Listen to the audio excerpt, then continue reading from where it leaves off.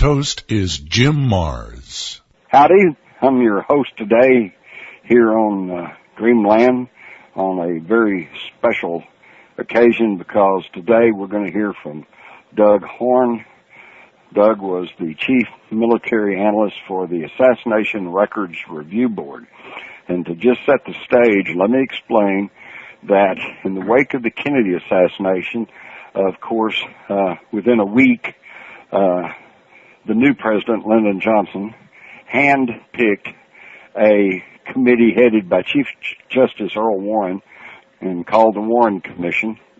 Prominent people on there such as John J. McCloy and Allen Dulles, who I find particularly interesting since Kennedy had fired Dulles from his position as CIA director in the wake of the failed Bay of Pigs invasion, and Gerald Ford, our only unelected president, and some others.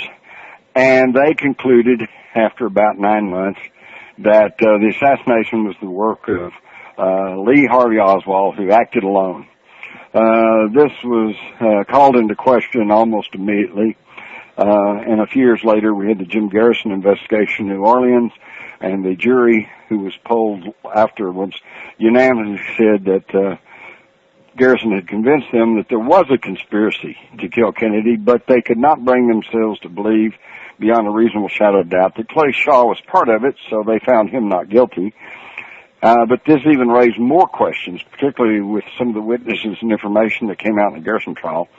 So then in the mid-'70s, Congress founded the House Select Committee on Assassinations, and they said they went through a lot of turmoil, changed leadership, and Blakey, the new chief counsel, started off by saying they weren't going to consider any new evidence. Anything new, they didn't want to hear about it, but they would re-examine some of the old evidence. Well, that forced them into considering the Dallas police radio tape, which according to two separate sets of acoustical scientists showed clearly that there had been shots not only from the Schoolbook Depository, but also from the infamous grassy knoll. But the House Committee said, well, we're, out of funds, we're out of business, and they encouraged the Justice Department to continue their investigation. This was not done. In fact, all the Justice Department did was convene a hand-picked committee of National Science Academy people who tried to call into question the Dallas police tapes. A few years later, in a peer-reviewed paper in England, they called into question the conclusions of the National Academy of Science Committee. So the whole thing has just been in controversy and turmoil ever since. And finally, in the early 90s, we had the Oliver Stone film, JFK, which was based on Jim Garrison's book and my book, Crossfire, The Plot That Killed Kennedy. And in the wake of the controversy that stirred up, Congress then named the Assassination Records Review Board. And this was a group of citizens who were tasked to go into government files and find anything that pertained to the Kennedy assassination. Unfortunately, they were also instructed not to do anything with it. Don't make any conclusions. Don't present any of their findings or conclusions to the public. Just put all the stuff in the National Archives, and maybe 20 or 30 years later, some diligent researcher might actually find something. Well, Doug Horne is the man. He is not only a diligent researcher, he was the Chief Military Analyst for the Assassination Records Review Board, which put him right in the thick of what they were finding out about the Kennedy autopsy, which of course was done at Bethesda Naval Hospital. And he even had opportunity to speak with and interview some of the people involved in the autopsy, and he was also privy to the examination of one of the most critical pieces of information, evidence, the famous Zapruder film taken by Abraham Zapruder. So, Doug, I apologize for that long-winded introduction, but now that we've laid the groundwork, tell us what you found in your work for the Assassination Records Review Board. Well, thanks, Jim. It's a pleasure to be here, and don't apologize. The case is a mess, and it's been made into a mess by all those investigating bodies. So what I found, Jim, was that and these are my conclusions, after working for the review board for the last 3 years of its 4-year lifespan, and my conclusions after researching and writing this book for 13 years, this book, Inside the Assassination Records Review Board, available on Amazon.com. It's my conclusion that the reason the case has never come together like a normal homicide case is because there's massive fraud in the evidence. And that's a pretty strong statement to make, but it's backed up in my book by overwhelming evidence of not only fraud in the evidence, but what that means is a massive cover-up of the medical evidence by the U.S. government. And specifically a cover-up of the fact that the president was killed by a crossfire and that evidence of shots from the front was suppressed and only evidence of shots from the rear was admitted into evidence. So the listeners may be wondering, well, what do you mean by fraud in the evidence? And to summarize very, very briefly, without getting inside baseball too much, there are 3 skull x-rays of the president, and those 3 are not originals in the National Archives. They are copy films. They are altered copy films made from the original skull x-rays and altered in such a manner that the blowout in the back of the head, the exit wound behind the right ear, seen in Dallas by all the doctors and nurses, has been hidden in the x-rays. It looks like solid bone, but we know they're forgeries. Number 2, the autopsy report's been rewritten at least twice, so the version in the archives now is the 3rd written version, and the particularly disturbing to me is the fact that the brain photographs in the archives, purported to be of President Kennedy's brain, cannot be of his brain, as proven by the testimony of 2 key witnesses. One of the FBI agents who was at the autopsy, Frank O'Neill, said they can't be of President Kennedy's brain because there's way too much mass present. There's too much tissue present in the organ in the photographs. And the photographer who took the pictures said, no, these can't be the pictures I took because they're taken on the wrong kind of film and they're taken from the wrong angles. And they also don't show the sections that were made of the brain. So those are 3 key areas where there's fraud in the evidence. There are others, but that's it in a nutshell. Okay. So in other words, what you're telling me is that when somebody steps forward and says, yes, but look, this government document states thus and so, you cannot take that to the bank, can you?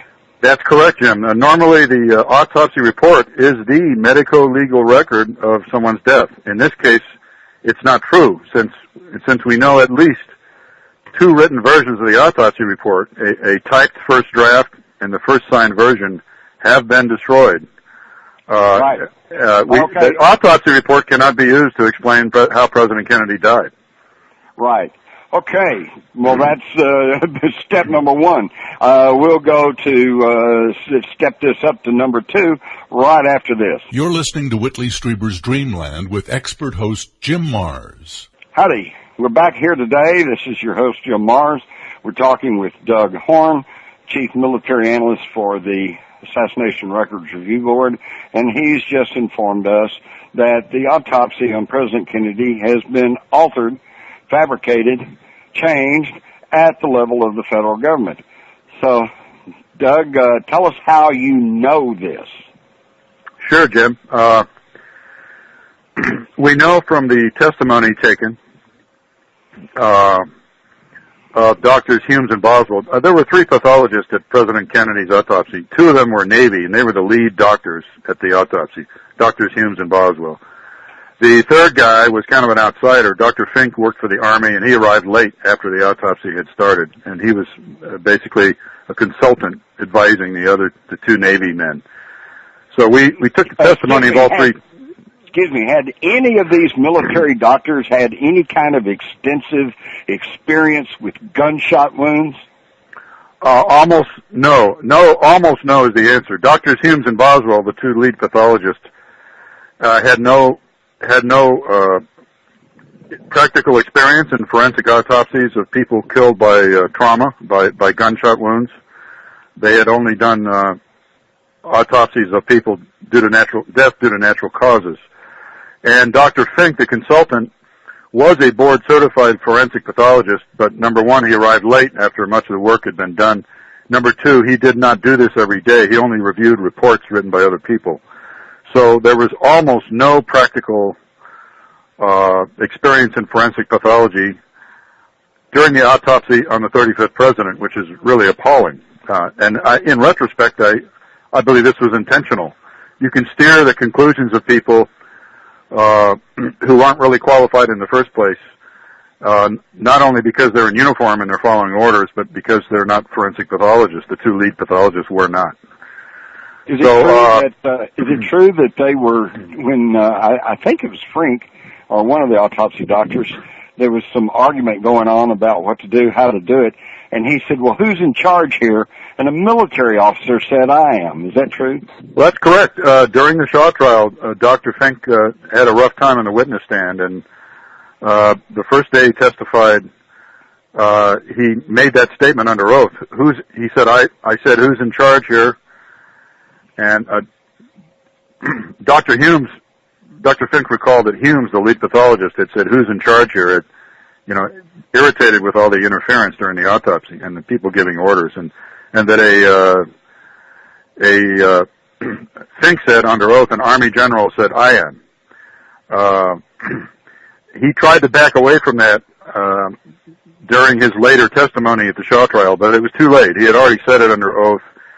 And in fact, we know he was being coached. I mean, he was doing so badly on the witness stand that, in terms of telling the truth that other people didn't want him to tell, that they called Dr. Boswell down and had him waiting in the wings to take over and to get up there and rebut Fink if necessary. So Boswell revealed to us under oath something we didn't know, that he was called down there by the Justice Department to help, with the, defense team and was waiting in the wings because Pierre Fink was doing so badly. So five testimony. Yeah, so to make a long story short, yeah, Dr. Humes admitted in 1964 to Arlen Specter, to Assistant Counsel Arlen Specter on the Warren Commission, admitted that he burned the first draft of the autopsy report in his fireplace on Sunday, the weekend of the assassination. Mm-hmm. The problem for Humes is that during the House committee period in the mid-'70s, he changed his story. And he said, well, I destroyed the notes in my fireplace. I destroyed notes because they had the blood of the president on them, and he thought it was unseemly. Well, that's a conflict right there. So when he testified before us, General Counsel Jeremy Gunn really bore in on him on this subject, and Humes finally admitted that he destroyed both the first draft and notes. So that's the first. And by the way, Dr. Boswell told us under oath that the first draft was actually typed. I mean, it was prepared on Saturday. Boswell told us under oath it was prepared Saturday and reviewed by he and Humes. And we also know that a third party, Dr. Canada, the commanding officer of the hospital portion of the Bethesda complex, those three men reviewed it on Saturday. Humes destroys it in his fireplace the next morning, early Sunday morning. So that's the first version that's been destroyed. The second version was a signed version that was given to Robert Kennedy in 1965 by the Secret Service at his request. He was a senator at that time from New York. And then a year and a half later, when he was required to turn over all the autopsy materials he had in his possession back to the government so they could be put in the archives, he returned the photographs and x-rays, but he did not return a signed version of the autopsy report along with what was left of the brain and other biological specimens. So he kept part of these materials, and they'd never seen the light of day again. So what you're telling us is that standard operating autopsy procedures were not followed in the case of the JFK assassination. Certainly not with the evidence. I mean, the evidence was made by the government. It should never have been turned over to someone's family. And then when they returned it to the government, and the government knew immediately that he had not returned all the materials, and that he had kept biological materials, tissue samples, the brain, plus a signed autopsy report, they didn't go after him. They just let it go, which was appalling. So we know that the next year, in 1967, the year after the Kennedys returned the materials to the archives, the next year the Secret Service turned over an original autopsy report to the National Archives, and that's the one we have today, and that's the third version. In other words, Jim, if there's only one autopsy report, no one can give it to someone else twice. So you have the Secret Service on record giving a signed autopsy report to Robert Kennedy in 1965, and then he keeps it and doesn't give it back. And then the Secret Service turns over another signed autopsy report 2 years later to the archives. And that's the version that's on file now, and therefore I conclude that's the third written version. So that's just completely unacceptable. Do you think the third version, which is now the official government version, do you think it accurately reflects what was actually found at the Kennedy autopsy? Oh, no. It is the version that concludes that a bullet transited the body, and that was not a conclusion, from back to front, from the upper back out the throat. That was not a conclusion of, at the autopsy, the FBI agents were there, and they wrote their own report, and they know that was not a conclusion during the autopsy itself. And I don't believe that was a conclusion in the version that Robert Kennedy sequestered either. So that was one conclusion that evolved. And of course, there's no mention of any shot from the front in the autopsy report that exists today. And I don't believe there was in the earlier versions either, because that evidence was suppressed during the autopsy itself. I mean, the cover-up began the moment the body arrived. So no, the conclusions were evolving, and that's why you have different versions, and all that's laid out in Chapter 11 of my book. Okay, so they altered the autopsy report. What about the president's body? There has been some speculation there may have been alteration to the body. Do you have any knowledge of that? There was, Jim. I consider it a certainty now.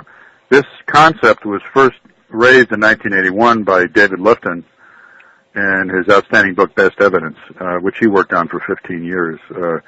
By the way, it was nominated for a Pulitzer Prize. It didn't win, but it was nominated, which is remarkable. Mm-hmm. And given the subject matter. And Macmillan at the time was very brave to publish that book. So Mr. Lifton believed that the wounds on the head had been altered before the body arrived at Bethesda. And my conclusion is that he was close, but he wasn't really correct. And I've altered my view of this because we just know more now than we did in 1981. We know a lot more based on the ARRB's depositions and interviews. I've concluded that, yes, the head wounds were altered by surgery, by post-mortem surgery after death, but it happened at Bethesda before the autopsy began. You see, there was a long period of time, Jim, between the time the body actually arrived and the time the autopsy started. The body arrived at 6:35 p.m. We know that because of a report written by a Marine security guard, Sergeant Boyajian. And so it arrives at 6:35 p.m. The autopsy doesn't begin until 8:15 p.m. And there's a lot of time there for shenanigans to take place, and the shenanigans were taking place. We interviewed Tom Robinson, one of the morticians, who prepared the body for burial after the autopsy. He was there for the whole period. He was there for the whole autopsy. We also deposed the two X-ray technicians, and one of them, Ed Reed, both Ed Reed, the autopsy tech, and Tom Robinson, the mortician, they both surgery to the president's skull, done by Dr. Humes. And from the way they described the details of that surgery, it's clear that what Dr. Humes was doing was expanding the exit wound that was seen by the Dallas doctors and nurses, expanding that wound dramatically to 5 times its original size, so that now there's a large defect on the top of the president's head and on the right side, which was not present in Dallas. The reason for him doing that, the primary reason, was to get to the brain and remove evidence of a shot from the front, remove the entry wound in the upper right forehead with an incision, remove the entry wound in the bone, remove part of the skull plate, and remove bullet fragments from the brain. And along with it, a lot of brain tissue was removed. So and in the process of doing this, you've got a much larger skull defect when you're finished with this illicit surgery. And that large skull defect is then misrepresented by the camera and in the autopsy report, misrepresented to history as, quote, damage caused by an exiting bullet, unquote. So this large defect done by the doctors, which Tom Robinson, the mortician, was adamant about. He looked at the autopsy photos and said, all this damage at the top of the head, he said, this is not what the bullet did, this is what the doctors did. He was there. He knew that. So what you're telling us is that these alterations, these shenanigans, as you called them, they certainly could not have been done by Lee Harvey Oswald or by the Russians or by the Mafia or by the anti-Castro Cubans, right? Exactly. And to prove that point, Jim, I'll make it brief here, but the body left Dallas in an ornate bronze viewing casket, very heavy, over 400 pounds, made of bronze, with the top half that opens up for viewing. And it arrived at Bethesda in a different casket and in different wrappings. It arrived in a cheap aluminum shipping casket, and instead of wrapped in sheets, wrapped in a body bag with a zipper. So the body was not only, intercepted en route, where I believe the throat wound was. There was an entry wound in President Kennedy's throat, seen in Dallas by all the doctors, and that was tampered with before the body arrived at Bethesda. But after the body arrived, the skull wounds were tampered with by the pathologists themselves. So that makes it very clear. That interruption in the chain of custody makes it very clear that this is an inside job by the government. Right. That's amazing. Okay. Well, we'll proceed along to step 3 in this analysis of the Kennedy assassination when we return right after this. This is Whitley Strieber's Dreamland. Expert hosts, unique information. Howdy. This is Jim Mars. We're back here again on Dreamland, and we're talking today with Doug Horne, Chief Military Analyst for the Assassination Records Review Board, and we are learning some amazing things, that the basic evidence in the Kennedy assassination cannot be trusted. Doug, let's move on to the Zapruder film. What can you tell us about the Zapruder film, which has been called the clock of the assassination? Right. For the first 30 years or so after it was taken by Mr. Zapruder, that one preeminent film of the assassination, the only one of the films that really shows any detail of any kind. It was studied, the image content was studied for the first 30 years, and people wanted to know, what can it tell us about what happened? So for the first 30 years, the debates about the film were about the image content. For the last 15 years or so, the debate has been really, is the film authentic or not? The whole territory of the debate, the structure of the debate has changed dramatically, and it's my conclusion, after working for the review board, after we commissioned a limited, I emphasize limited authenticity study of the film by Kodak, and after studying his report raises more questions than it answered. It's a very biased and flawed report, and I write about that extensively in my book, in Chapter 14. And it's my conclusion today, for 2 reasons which I'll enumerate in a moment, that the film is an altered film, altered to hide evidence of an exit wound in the back of the president's head. It's been blacked out in the film. And altered to actually paint on a false exit wound in the right front of his head, which mimics, not perfectly either, which generally mimics the enormous damage in these fraudulent autopsy photos, which show the results of surgery. So the real exit wound behind President Kennedy's right ear in the back of his head has been blacked out on the film. A false exit wound has been painted onto the right front and the top of his head to mimic the autopsy photos. And because those alterations are so apparent now, which for reasons I'll explain in a moment, they're so apparent, all the other things, Jim, that we thought we knew about the film for 30 years are suspect now. So the first generation of researchers who studied the film and who spent, countless hours, hundreds of hours studying this thing frame by frame, concluded there was a timing problem, and that President Kennedy and Governor Connolly were shot too close together to have been done by the same rifle, and that therefore their reactions to 2 different shots occurring very close together was evidence of multiple shooters from behind. That was the original conclusions of the first generation researchers. But I got to tell you, Jim, there are some 50 witnesses or more that the limousine came to a complete stop during the motorcade for an instant, for a second or 2. Correct. And that's not seen in the film today. So if a car stop has been removed as well, and by the way, something else that's not present in the film that should be. Everyone in Dealey Plaza who had their eyes focused on the president at the moment he was killed The one thing they all described that was common was massive amount of exit debris leaving the back of his head and traveling to the rear. Everybody that watched the murder described that one thing. Their descriptions would differ in other ways, but that was the one thing their descriptions had in common.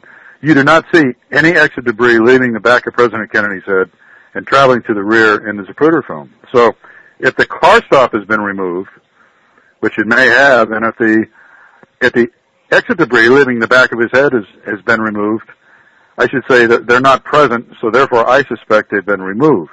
I mean, I know that the head wounds have been altered on the film, so I don't necessarily trust the early conclusions of the research community that there's a timing problem in the film. If time has been removed from the film by removing frames, to remove a car stop and to remove exit debris traveling in the wrong direction, then the old argument about the timing problem it's just suspect, and I submit to you that it's no longer the primary evidence in the film of conspiracy. The primary evidence of the film in the film of conspiracy is the alteration of the head wounds. That's the big story now, and that's the new story that's in my book. And that's true. And the thing that proves that to me is the testimony of not only the police officer Bobby Hargis, who was riding to the immediate left rear of Kennedy, but also witnesses who saw him that day, and he was splattered with blood and brain matter, and he told people that he was so hit with debris that he thought he had been shot. That's right. He thought he'd been shot, and both he and Martin, both of them, to the left rear, were covered with blood and gore, and so was the rear of the car, the trunk lid. So the listeners may be wondering, why am I so certain the film's been altered? The primary reason is because a patriot named Sidney Wilkinson, a lady in the film industry in Los Angeles, purchased from the National Archives a 35-millimeter duplicate negative, certified to be accurate, certified to be gold standard, the real deal, from the National Archives last year. She then assembled an ad hoc research group in Los Angeles. People from the motion picture industry. Nobody, Jim, had ever done this before. It's remarkable that it took 46 years for someone to do this, but she did it. And these people in the film industry, they had no real knowledge and no real particular concern about the Kennedy assassination. They had no vested interest. They were not researchers who had staked out a claim for or against authenticity. They hadn't written any books on the subject. Most of them hadn't thought much about it in decades. But these are people that know motion picture films. They had no axe to grind. And Jim, 7 out of 7 people now that have viewed the digital scans that she made. She made high-definition scans of each frame of the Zapruder film from her Duke negative. 7 out of 7 experts now. Experts in the post-production of motion pictures. People who know what special effects, visual effects look like. 7 out of 7 people that have viewed it now say that the film, the head wounds, are not only altered, but they're badly altered. The alterations were very poorly done. And, well, they were probably done very hurriedly. Very hurriedly. And in fact, I know how hurriedly, because, the other part of the story proves that the chain of custody of the film isn't what we thought it was. And, that instead of being sent directly to Life magazine the day after the assassination, like we thought it was for years, instead the film went to Washington, D.C., to the CIA's primary photo analysis facility, the NPIC, National Photographic Interpretation Center. And briefing boards were made Saturday night, the 23rd of November, 63, from the original 8mm film. That's what you would expect. The problem is that the next night, at the same facility, another Zapruder film was brought. This is Sunday night now, the Sunday night before the funeral. Another Zapruder film was brought 24 hours later to the NPIC, and those controlling that evolution brought in a whole different group of workers. Not one single person who had been present the night before was present Sunday night. A different group of workers, and the film presented was no longer an 8mm film. It was a 16mm wide AA film, but it was as yet unslit. So this was an altered film, Jim, masquerading as a camera original. And if the agent that delivered it to the NPIC the second night for a second set of briefing boards to be made said it came from the CIA's secret photo lab at Kodak headquarters in Rochester, New York, called Hawkeye Works.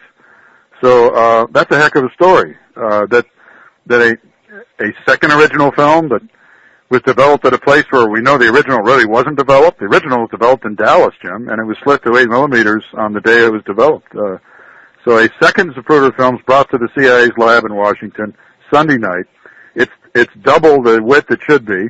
It's masquerading as right out of the camera, just developed in the wrong city, in Rochester. So what you have, I think, is an authentic set of briefing boards of what the film really showed made Saturday night.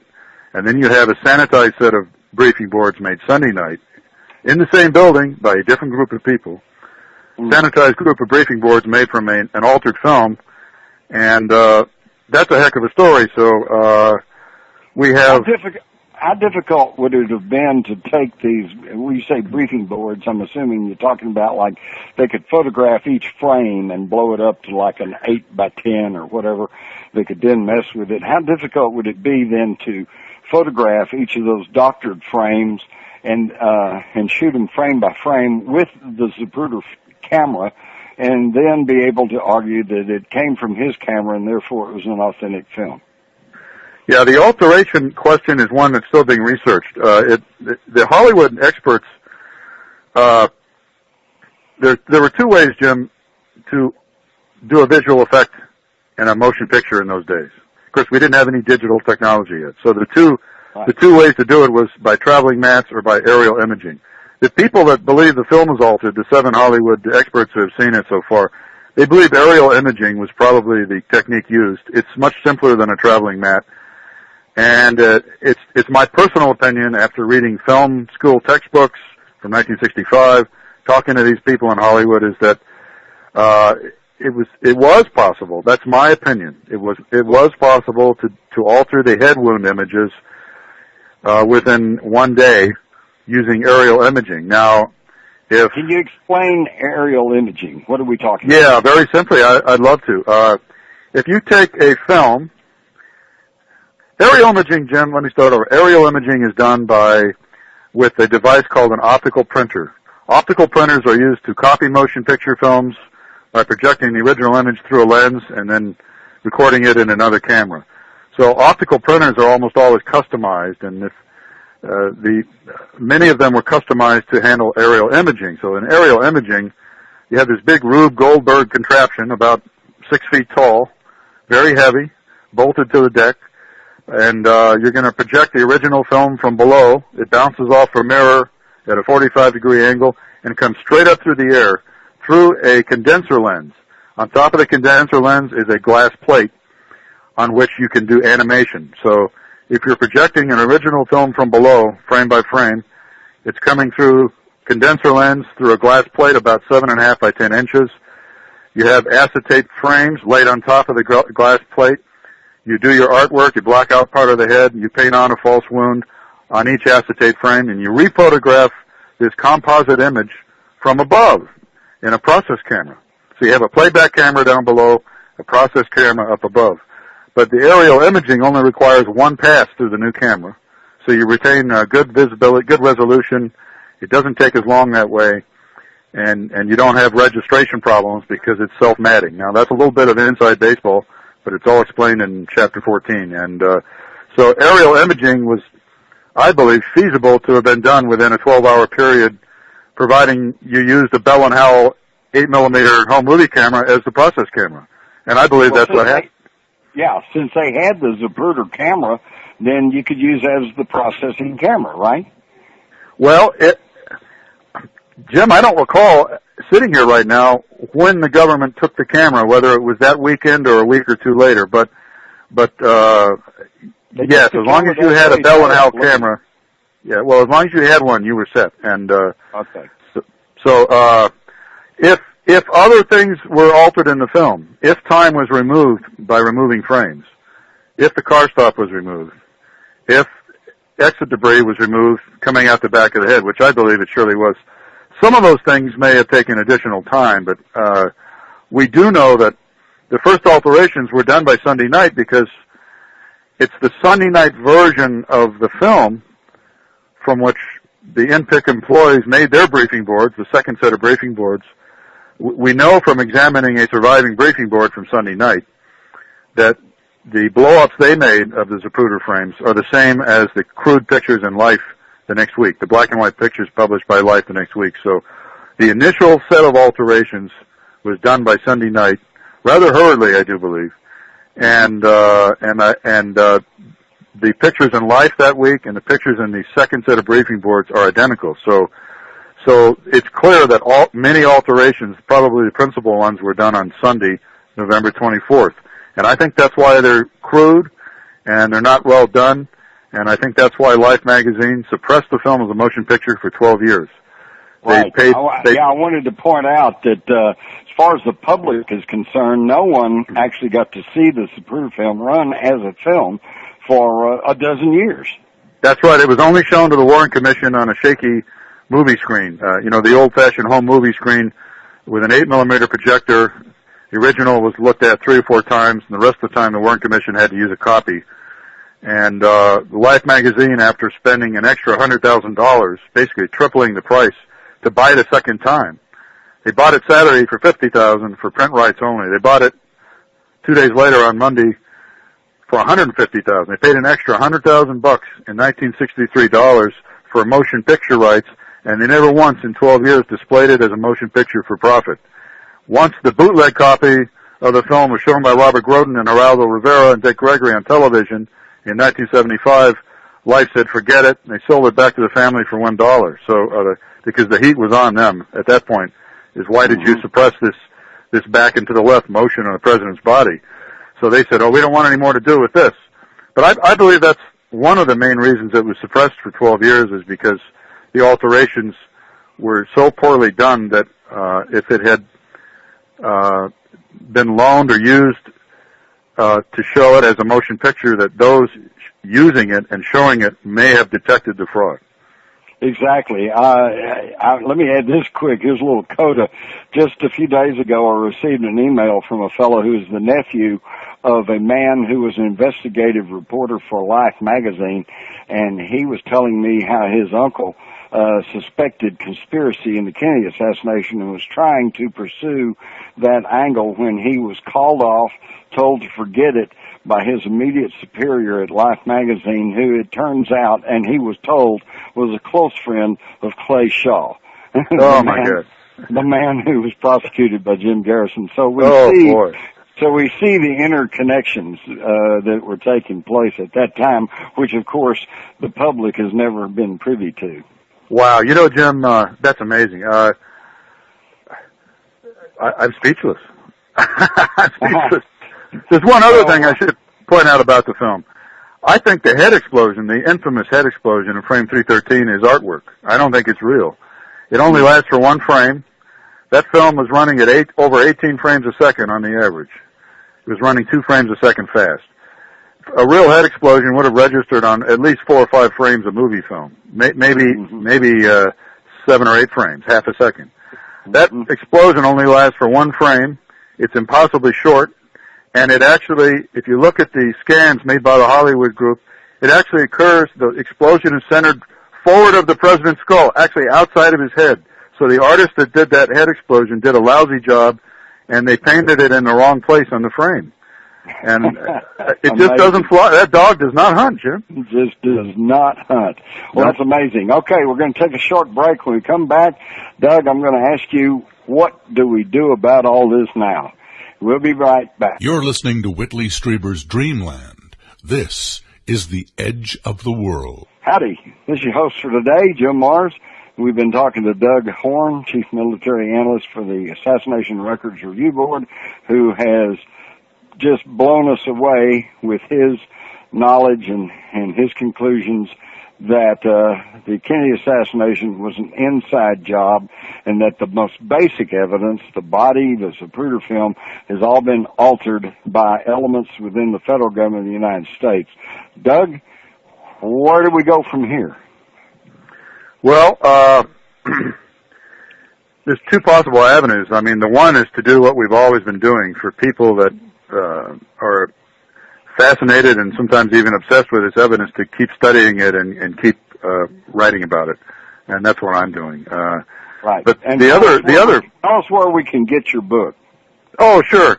I had to go the self-publishing route because I wanted to publish a 2,000-page book. So my book is 5 volumes, but I don't want people to be afraid of that. It's very accessible. It's written for the ordinary person. So you can get it only at Amazon.com, and they'll print it upon demand within one day or a day and a half at the most of when you order it at Amazon.com. They'll print it and it'll be in the mail to you. And each volume is very reasonably priced. So you can buy 1 at a time, 2 at a time, or all 5. But just put in my last name, Horne, and the word JFK. Horne, JFK, Horne, JFK, and all 5 volumes will pop up. That's great. I've noticed already that there are the debunkers, the naysayers, yes, even perhaps the hired minions who are on the internet saying, oh, well, Doug Horne, he's just fantasizing and he's just drawing bad conclusions and yada, yada. How would you respond to them? Well, no, I'm not a medical doctor, Jim, but I'll tell you what, I've been studying the case since 1966 when the first critical books came out. And I had a man who's an MD review the work. He did peer review of my book while I was writing it. Learned a lot from him. I learned a lot from the 5 medical consultants hired by the review board staff while we were in session in the 1990s. And I had a board-certified radiologist peer review my chapter on the X-rays. So I'm pretty confident that I'm not blowing smoke. And I would invite anyone who isn't sure, or even someone who's skeptical, read all the books. Read the Warren Report, read the House Committee Report, and read my book and make up your own mind. Don't fall into the trap of allowing someone else to characterize my work. Their goal is to get you not to read it. So make up your own mind. I believe that extraordinary claims require extraordinary evidence, and I've provided the evidence. That's why the book is 5 volumes and 1,880 pages of text and 90 illustrations. So people can decide for themselves whether I'm qualified or not. Well, that's certainly reasonable enough. At this point, go ahead and give us your bottom line. So what are we talking about here? Are we talking about coup d'etat? Yeah, we are, Jim. It's not a pretty story. It's an ugly story. I don't think the government will ever admit to this because it's just too unpleasant. And unfortunately, the people in succeeding administrations, they always seem to think the American people can't handle the truth. In my view, what the American people cannot stomach the most is lies. I've pursued this case for decades because I hate being lied to. I just hate it with an intensity that I cannot describe. So I think people can handle the truth, particularly 46, 47 years later. And if we're going to understand our real history, we need to come to grips with what really happened to JFK and Martin Luther King and Bobby Kennedy. And the nation hasn't done that yet, as a whole. So, I believe we had a coup d'etat, and I believe it was over the. Go ahead, Jim. Yeah, we've kind of been all in a state of denial, haven't we? We are a nation in denial. We're a nation that's a little bit naive. We should be ashamed of ourselves. We're more interested in our mythology about ourselves and believing our mythology about us being the greatest democracy on earth, and bad things don't happen in our country. They only happen in other countries. That mindset is one I cannot tolerate after having studied all this evidence. The evidence, everything that's wrong with this case is what drove me to conclude that there was a coup. I didn't start in 1967 with the conclusion there was a coup, and I'm going to go cherry pick the evidence that said there was. It was the other way around. The evidence drove me toward my political conclusion, which I reached about 10 years ago. And this coup d'etat in America, Jim, occurred at the height of the Cold War, and it was engineered by a consensus, I hate to say this, a wide consensus of people in the national security establishment within the Pentagon and the intelligence agencies that President Kennedy was weak on foreign policy. They thought he was dangerous, and that they were very upset that he wanted to end the Cold War and not win it. Yeah. And to these people, winning the Cold War not only meant winning the space race or the peace race. It meant winning hot wars like Vietnam, Laos, Cuba. It also meant possibly even nuking the Soviet Union, a preemptive first strike against the Soviet Union.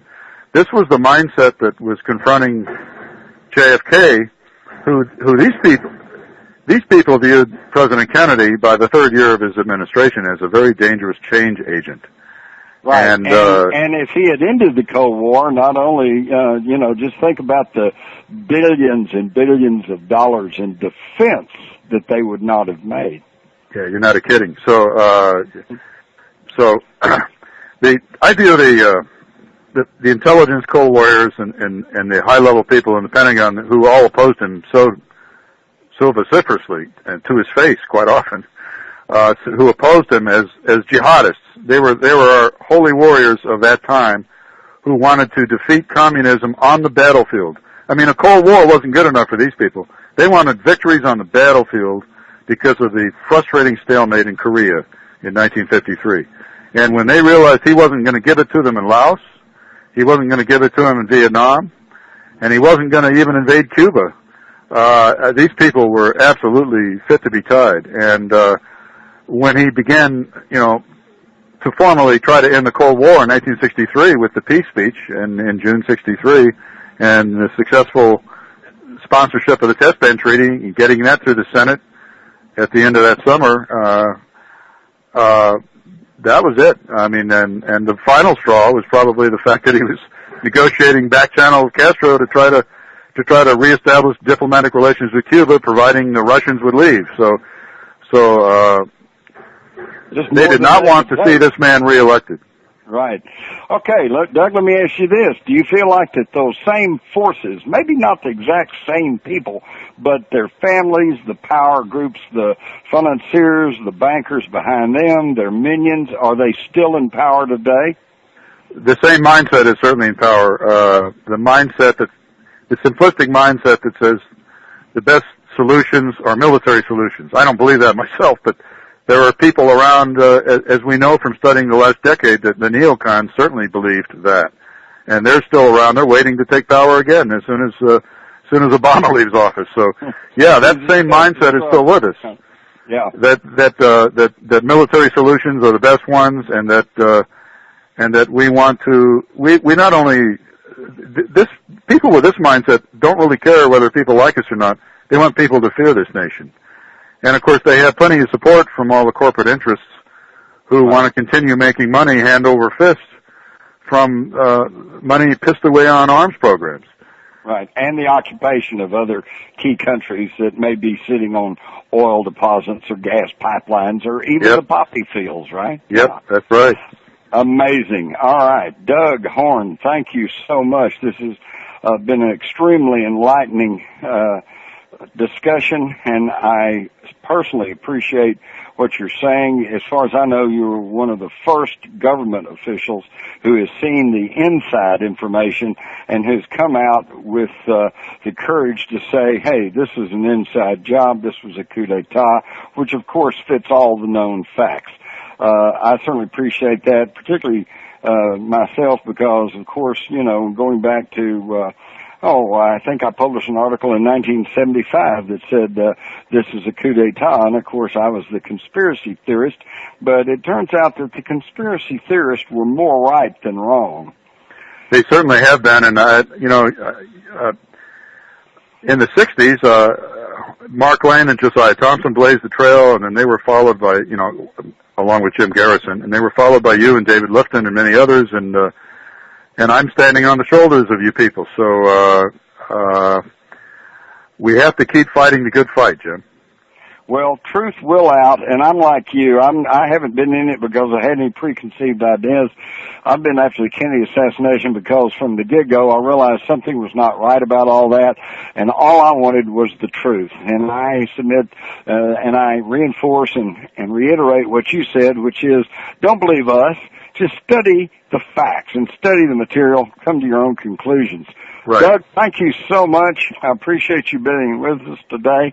And this is your dream for the Assassination Records Review Board, which put him right in the thick of what they were finding out about the Kennedy autopsy, which of course was done at Bethesda Naval Hospital. And he even had opportunity to speak with and interview some of the people involved in the autopsy, and he was also privy to the examination of one of the most critical pieces of information, evidence, the famous Zapruder film taken by Abraham Zapruder. So, Doug, I'm apologize for that long-winded introduction, but now that we've laid the groundwork, tell us what you found in your work for the Assassination Records Review Board. Well, thanks, Jim. It's a pleasure to be here, and don't apologize. The case is a mess, and it's been made into a mess by all those investigating bodies. So, what I found... Elected president and some others, and they concluded after about 9 months that the assassination was the work of Lee Harvey Oswald, who acted alone. This was called into question almost immediately, and a few years later we had the Jim Garrison investigation in New Orleans, and the jury who was polled afterwards unanimously said that Garrison had convinced them that there was a conspiracy to kill Kennedy, but they could not bring themselves to believe beyond a reasonable shadow of doubt that Clay Shaw was part of it, so they found him not guilty. But this even raised more questions, particularly with some of the witnesses and information that came out in the Garrison trial. So then in the mid-'70s, Congress founded the House Select Committee on Assassinations, and they said they went through a lot of turmoil, changed leadership, and Blakey, the new chief counsel, started off by saying they weren't going to consider any new evidence. Anything new, they didn't want to hear about it, but they would re-examine some of the old evidence. Well, that forced them into considering the Dallas police radio tape, which according to two separate sets of acoustical scientists showed clearly that there had been shots not only from the Schoolbrook Depository, but also from the infamous grassy knoll. But the House Committee said, well, we're, out of funds, we're out of business, and they encouraged the Justice Department to continue their investigation. This was not done. In fact, all the Justice Department did was convene a hand-picked committee of National Science Academy people who tried to call into question the Dallas police tapes. A few years later, in a peer-reviewed paper in England, they called into question the conclusions of the National Academy of Science Committee. Toast is Jim Mars. Howdy, I'm your host today here on Dreamland on a very special occasion because today we're going to hear from Doug Horne. Doug was the Chief Military Analyst for the Assassination Records Review Board. And to just set the stage, let me explain that in the wake of the Kennedy assassination, of course, within a week, the new president, Lyndon Johnson, hand-picked a committee headed by Chief Justice Earl Warren and called the Warren Commission. Prominent people on there such as John J. McCloy and Alan Dulles, who I find particularly interesting since Kennedy had fired Dulles from his position as CIA director in the wake of the failed Bay of Pigs invasion, and Gerald Ford, our only lady. So the whole thing has just been in controversy and turmoil ever since. And finally, in the early 90s, we had the Oliver Stone film JFK, which was based on Jim Garrison's book and my book, Crossfire, The Plot That Killed Kennedy. And in the wake of the controversy that stirred up, Congress then named the Assassination Records Review Board. And this was a group of citizens who were tasked to go into government files and find anything that pertained to the Kennedy assassination. Unfortunately, they were also instructed not to do anything with it. Don't make any conclusions. Don't present any of their findings or conclusions to the public. Just put all the stuff in the National Archives, and maybe 20 or 30 years later, some diligent researcher might actually find something. Well, Doug Horne is the man. He is not only a diligent researcher, he was the Chief Military Analyst for